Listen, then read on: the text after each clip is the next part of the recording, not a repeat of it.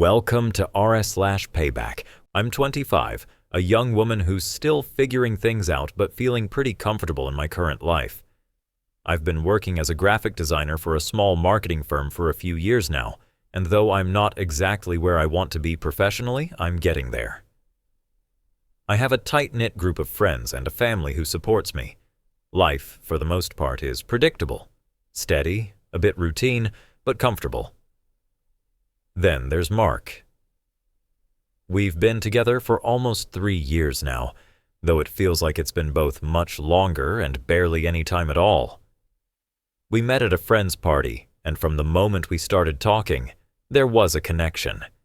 He's funny, charismatic, and makes me feel special.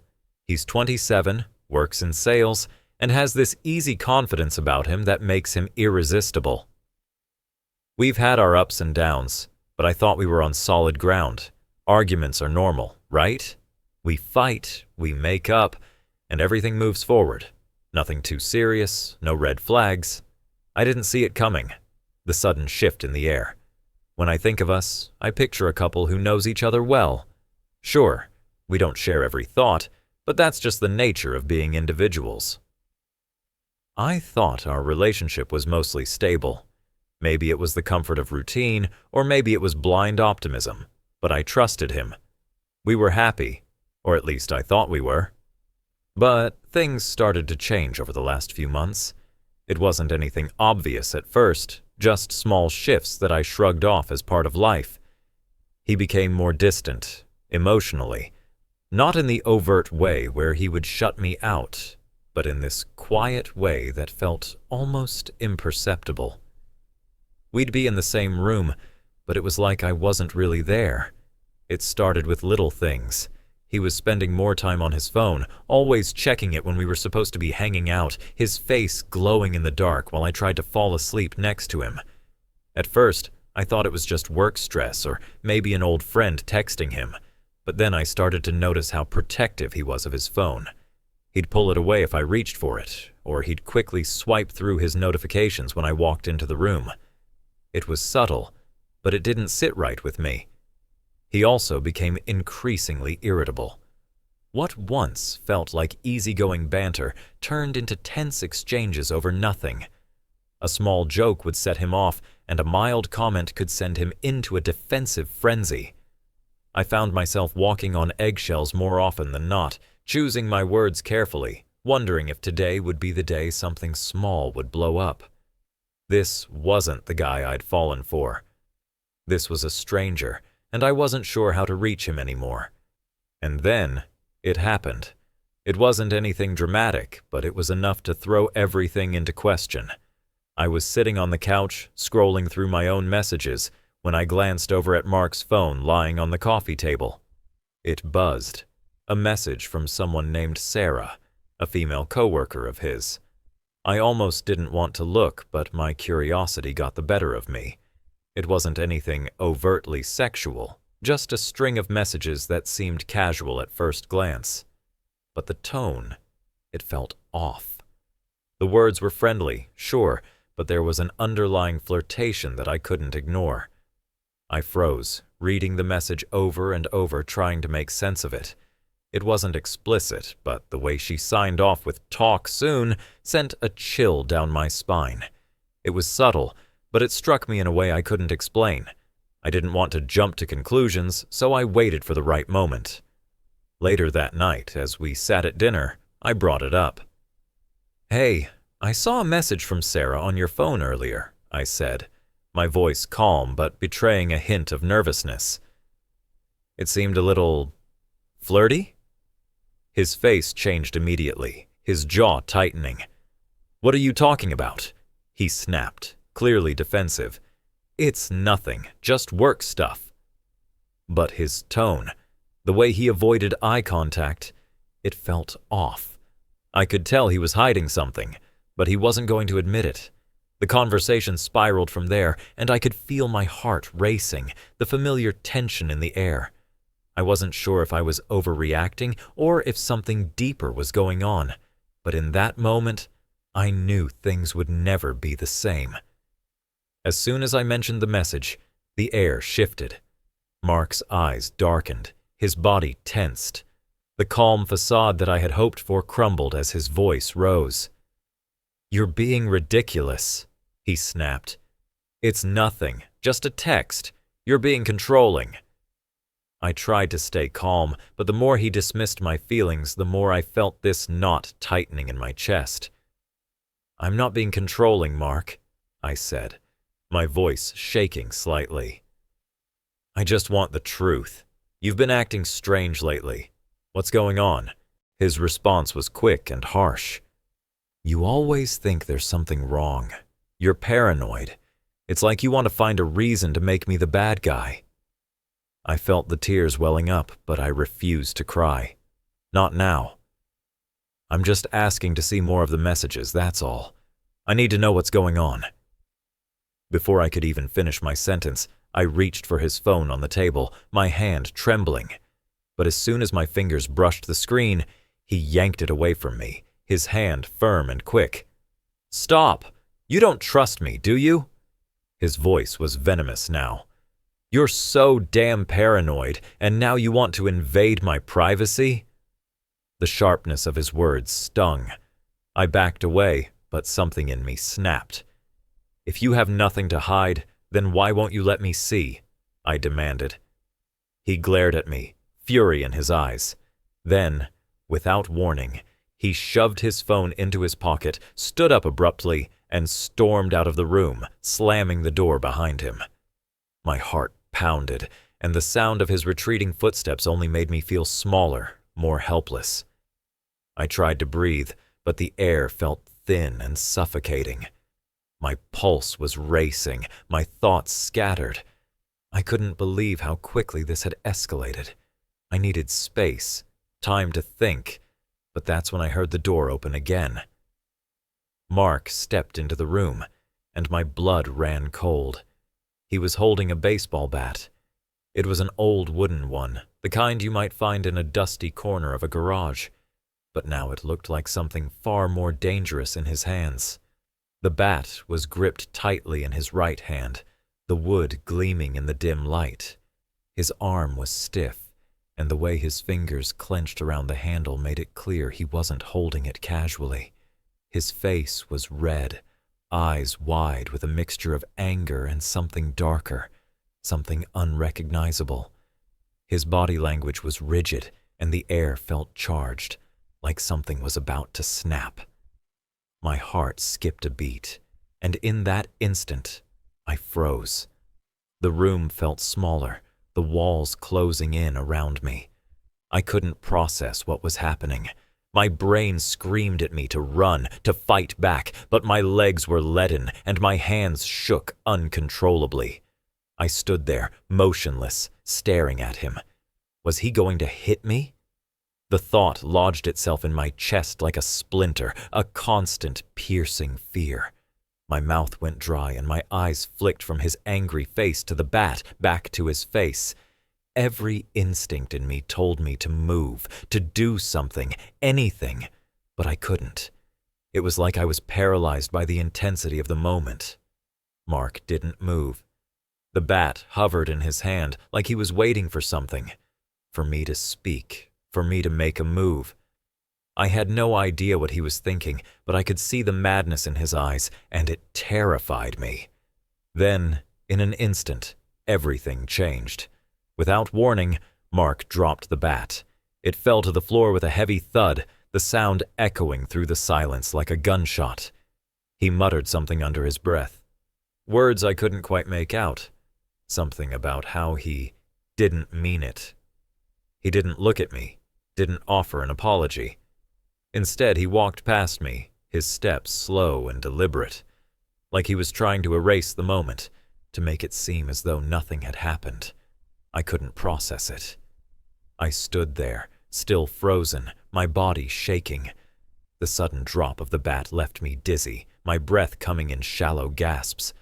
My mind was screaming at me to leave, to get out of there. I needed to get out. I couldn't stay in that apartment any longer, not with him so close. I grabbed my essentials, my purse, my phone, anything I could find in my frantic haze. My fingers fumbled as I pulled on my jacket, but I didn't care. I had to go. The panic was overwhelming, my chest tight and aching. Without another word, I rushed out of the apartment, the door slamming behind me. I didn't look back, couldn't look back. I just needed to get away, away from the man I didn't recognize anymore. I didn't know where to go at first, but then I remembered Mia, my sister. I called her without even thinking, and within minutes, she was at my door, her face full of concern. She didn't ask questions right away. She just wrapped me in a hug, held me tight, and let me cry. I stayed at her place for the night, unable to sleep. The images of what happened kept replaying in my mind. Mark, holding that bat, his face twisted in anger. I kept asking myself why. Why had he acted like that? Was I just imagining things? Was I really overreacting? But deep down, I knew I wasn't. The emotional turmoil was overwhelming. Fear still clung to me, making my chest tight and my breath shallow. The disbelief was even worse. How could he, the man I loved, the man who I thought I could trust, do something like that? A deep sadness washed over me, mixing with guilt and shame. Was it my fault? Did I push him too far? But I quickly shut those thoughts down. I couldn't blame myself for his actions. At the same time, a small part of me missed him. I wanted to call him, to hear his voice and pretend everything was normal again. But I knew I couldn't go back to that place. Not after what happened. The weight of it all was suffocating. I didn't know what to do, or even how to feel anymore. The next few hours felt like an eternity. My phone wouldn't stop buzzing. Texts, calls. I ignored most of them at first, but after the fourth voicemail, I hesitated. I wasn't sure if I was ready to hear what he had to say, but I couldn't stop myself from checking the messages. The first few were filled with apologies. "I'm so sorry," one read. "I don't know what happened. I didn't mean for it to go that far. Please, don't leave me." The more I read, the more excuses I saw. I just snapped. It was a moment of weakness. You know how stressed I've been at work. I felt a surge of anger, but also a strange sense of longing. He sounded so desperate, so remorseful. But was that enough? Could I just forgive him? Could I pretend that nothing had happened and go back to what we had? He kept begging. "Please, come home. Let's talk this out. We can fix this. I love you." I stared at my phone, my heart pounding in my chest. Part of me wanted to give in, to tell him that everything would be okay, to go back to how things were before. But I couldn't ignore the fear still gnawing at me, the reminder of what had happened just hours ago. I couldn't shake the tug-of-war inside me. Part of me still loved him. I had invested so much into our relationship, and the memories we shared seemed too precious to throw away. He wasn't a monster. He was the guy I met at that party, the one who made me laugh and feel like I was the most important person in the room. I didn't want to believe that everything had changed, that he was capable of something like this. But then I thought about the bat. That moment when he stood in front of me, holding it, his anger radiating through the air. Could I just forget that? Could I ignore what I had seen in his eyes? Was that a one-time thing, or was it a warning sign? A glimpse of something darker that had always been there? The guilt gnawed at me, making me question if I was overreacting. Maybe I had misread the situation, maybe he was just stressed, and maybe I had pushed him to his breaking point.